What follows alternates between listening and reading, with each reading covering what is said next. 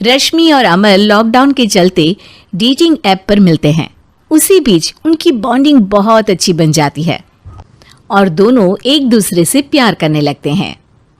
बस लॉकडाउन खत्म होते ही चट मंगी पट शादी। उससे पहले घर में बात तो कर लो।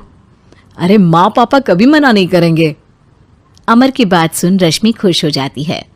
ऐसे ही दिन बीतते हैं और देखते ही देखते लॉकडाउन खुल जाता है, जिसके अगले ही दिन अमर अपने परिवार के साथ रिश्ता लेकर रश्मि के घर पहुंच जाता है। अभी लॉकडाउन खुला ही है और कोरोना तो खत्म भी नहीं हुआ, इसलिए ज्यादा कुछ ना करके अगले कुछ दिनों में छोटे फंक्शन के साथ शादी कर लेते हैं। अमर के पापा की बात पर सब सहमत हो जाते हैं। कुछ दिन बाद दोनों की शादी हो जाती है और रश्मि अपने ससुराल पहुंच जाती है। बेटा, शादी तो तूने अपनी मर्जी से कर ली, लेकिन बहू को बोल देना इस घर में हुक्म मेरा ही चलेगा, इसलिए अपना राज जमाने की कोशिश भी ना करें। माँ, रश्मि को यहाँ सिर्फ प्यार, आशीर्वाद और अपनापन चाहिए, पैसा या राज नहीं।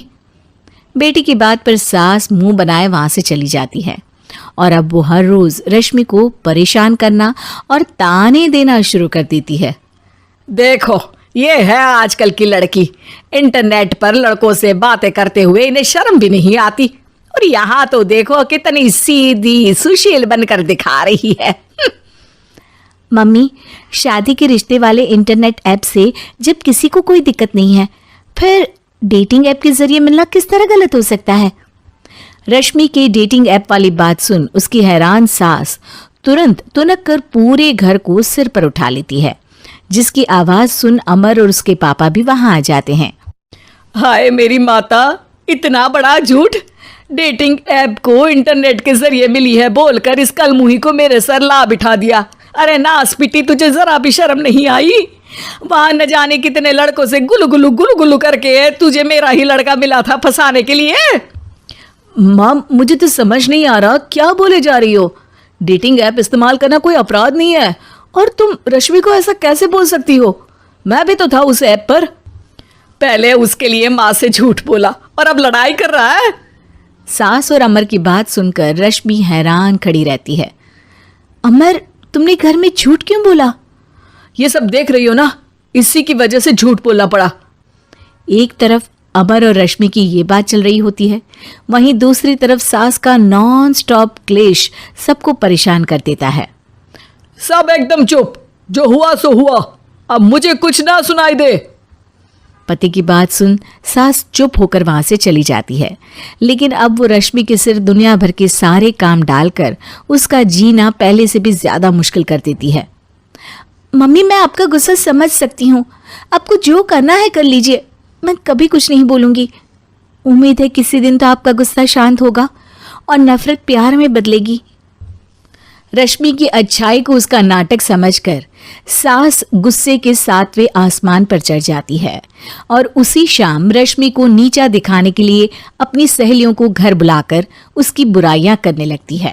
अरे कौशल्या, क्या बताऊं, आजकल के बच्चे ना बहुत एडवांस हो गए हैं।